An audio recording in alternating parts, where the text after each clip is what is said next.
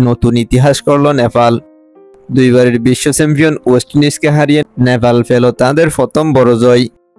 টি-20 সিরিজের প্রথম ম্যাচে অবিশ্বাস্য কীর্তি করেছে হিমালয়ের দেশ নেপাল। এটাই কোনো পূর্ণ সদস্য দলের বিপক্ষে নেপালের প্রথম জয়।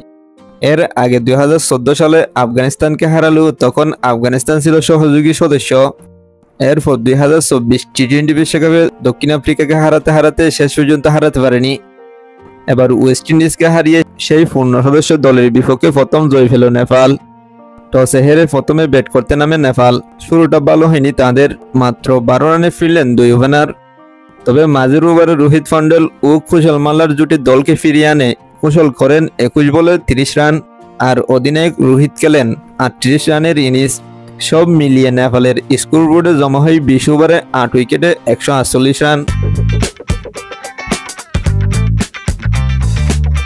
জয়ের জন্য 149 রানের লক্ষ্য নিয়ে ব্যাট করতে নামে ওয়েস্ট ইন্ডিজ। পাওয়ার প্লেতে রান এলেও হারালো একের পর এক উইকেট।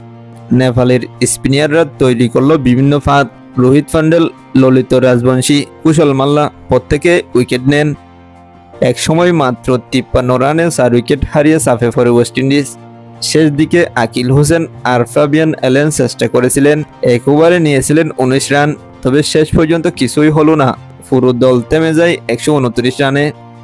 এই জয়ের মাধ্যমে নেপাল প্রথমবারের মতো কোনো টেস্ট খেলুড়ে দেশকে হারালো। অন্যদিকে ওয়েস্ট ইন্ডিজ আবারও হুঁচট খেল সহযোগী দলের বিপক্ষে।